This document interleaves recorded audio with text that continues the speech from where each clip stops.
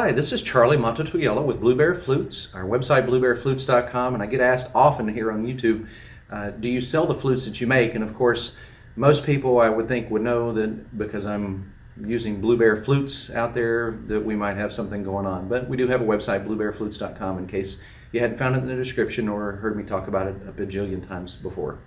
Don't forget to check out our Instagram. It's one of my favorite things that we do because it has nothing to do with selling flutes or anything. Just basically it's a imagery of everything we've done. So if you want to see where we've been and what we've done and what we've got going on and what's coming up next, sometimes you'll get that there on our Instagram. Anyway, today's video is about 5 things that I wish I would have known before I started playing the Native American flute. And many of you, if you're a beginner, may not know, what's going on in the world. You just really enjoy playing this instrument, which I can't blame you. It is certainly one of the easiest instruments in the world. I have been quoted saying it's usually your second week from beginning the Native American flute, you decide to cut an album. So it is a very easy instrument to learn how to play. And I'll admit, I was one of those people. It was probably 2 or 3 months into playing that I actually recorded my first album. Having said that, right now I'd like to stop and just remind you, if you enjoy this content, if you enjoy information about playing or making Native American flutes, which we have countless videos for, please make sure you subscribe, hit the bell icon, do whatever it is that you can do right now to make sure that these videos get seen, promote them with your friends and family, and anything else that'll help us out with regards to that. Like I said, we have countless videos on making them if you want to learn how to make them or even how they're made, or if you're having some issues with one that you've got already, we might be able to solve that problem for you here on YouTube. So the first thing that I wish I would have known before I started playing the Native American flute was the cost.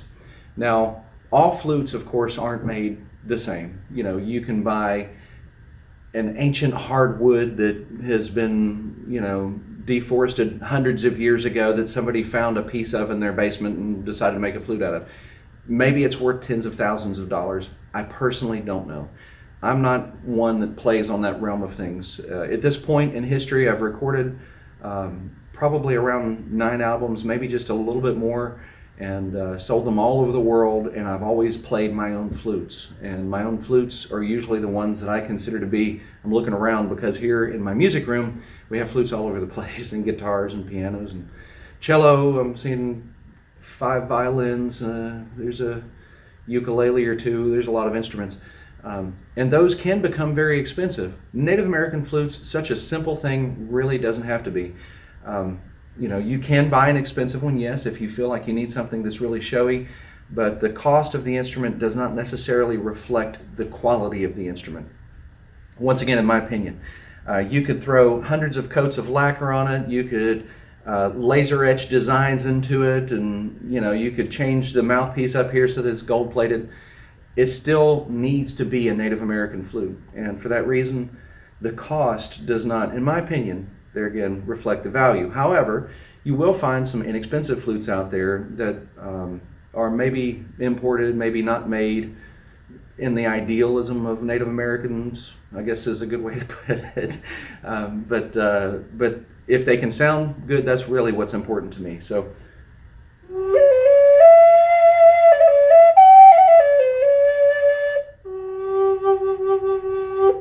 the sound of the instrument, how it plays for you, how it works for you, that's really what's important to me. If you need to make it really fancy looking because you're going to be playing an event or something, that's an idea, but these aren't trading cards. You really don't have to do that. So the second thing that I wish I would have known about, that I find so many people, especially beginners, ask me about, is wetting out. We've got a couple of videos on wetting out.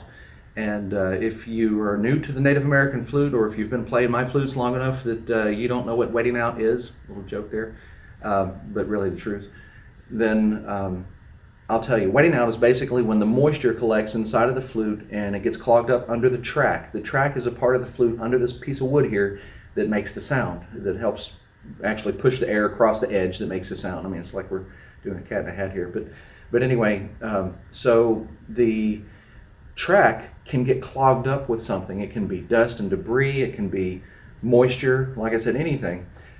There are ways to thwart this, and I have videos about that. However, not all flutes are made the same in that particular respect. A lot of people have lacquered areas here, or they have gone to the extent of inlaying a water-resistant layer, just like the old natives would have done. That's another joke, by the way. But anyway, people have gone to great extremes trying to perfect this area so that it will produce a good sound and also not cause it to wet out so much. Well, for the last, I don't know, probably 20 some odd years, we've been burning the track area in there. And it seems that charred wood doesn't collect moisture as well, so I get a lot of people telling me my flutes don't tend to wet out as much. The one thing, though, I will tell you, it might be 10 or 20% the flute, but it's really more like 80 or 90% the flute player. So there's some things that you can do to prevent it from wetting out. But that's something I really wish I would have known more about, and especially in teaching others about the flute. I've been teaching people about Native American flutes for a really, really long time, for over 30 years. So that kind of leads us into my third idea that I really wish I would have known about before I started playing the flute, and that is the 6-hole flute. A lot of people ask me, do you sell 6-hole flutes? Yes, I do sell 6-hole flutes. Sometimes they're not available, sometimes they are, it just kind of depends. But the reason that I try to promote the 5-hole flute so much is because someone who has been playing what I call a modern 6-hole flute can play my 5-hole flute with ease. The reason being, what I call the modern 5-hole flute plays the minor pentatonic scale, and the minor pentatonic scale is really what most native instruments are considered to be in today. And no, someone in South Florida 20 or 30 years ago didn't invent it. It's not the way it is. Native American flutes, if you historically go back and look through the various flutes that were made, people may not have known how to play them in modern times, but they were pretty much in a minor pentatonic scale. Now, if you make a flute via the old Ben Hunt Indian Arts and Crafts design, which is like a 2-page paper on how to make a Native American flute in the back of another book on making Native American arts and crafts. If you make a flute using those schematics, you will have to cover up this third hole to make it play. And historically, that's how it kind of evolved into what it is today. I don't think that's right, and I've got videos about that, which we won't get into, but having to keep that finger covered all the time just doesn't make any sense to play the scale that the flute is thereby made in. So your first impression with this kind of instrument, and somebody tells you, well, you're going to have to advance to learn how to play that note. Oh my gosh, I can play that note on a 5-hole flute. You don't have to worry about that 6-hole and why it's there and everything, because it's not there. And this flute will play as many notes as other people play, and it keeps you from developing bad habits. Bad habits being covering a hole randomly for whatever reason all the time. When I started making flutes, people hadn't decided that it was that hole. Sometimes it was one of the holes down here that you had to keep covered up. It just depends on how you made the flute. And a lot of people today say it's mode 1 and mode 2. That doesn't translate into Cherokee very well, but or any native language for that matter. But anyway, like I said, trying to avoid bad habits. Tying a piece of leather around a hole that is really useless just doesn't make any sense. This 5-hole flute is based on a 5-hole flute pattern that's been around for a while. So natives made 5-hole flutes, 4-hole flutes, 6-hole flutes, 10-hole flutes, no-hole flutes. But anyway, going from there and kind of segueing, if you would, into the fourth thing I wish I would have known about before I started playing the Native American flute, and that's doing things that others suggest or things that don't make any sense, like tying a piece of leather over a useless fingering. Why would you do that? I always tell people, why would a race of people who have been stereotyped for not wasting a single piece of buffalo, and a lot of you are scratching your heads, I thought they didn't waste any buffalo, why would they drill a hole and then never use it? It doesn't make any sense. And maybe since we ran so many buffalo off the cliffs and wasted a couple of them, maybe we did drill holes for the heck of it. I don't know. I'm just some guy on the internet that talks about making Native American flutes. But anyway, another thing is the piper's grip. You have to have the piper's grip. Develop it now. You'll make bad habits later. I don't know if that translates into any native language I speak either. But how you play the flute is really something that's kind of up to you. This is a personal relationship with music, with something that is going to become a creativity for you, something that is just magical that you really need to feel comfortable with. If the piper's grip doesn't feel comfortable for you, if your flute teacher is telling you to use it, I guess if you're paying them, stick with what they're telling you. But anyway, for me, I believe in doing what feels comfortable. When I was in band in middle school or whenever I started band, I learned that you should grip the flute so that you have a nice tight covering over the fingerings. And I'm not talking about this, I'm talking about the silver flute or the clarinet or just a number of instruments like that. But don't grip it so hard that you, say for example, will leave impressions under your finger, or maybe that it will cause you to be in some discomfort. That's important. So you need to be able to cover the holes so it makes a good sound without releasing any air. You don't want to partially cover holes like this, or maybe cover them so lightly that the air escapes out from underneath of them. You don't want to do that. So avoid those kind of things. Piper's grip, been playing for over 3 decades and I've never done it, so maybe it would have improved my skills.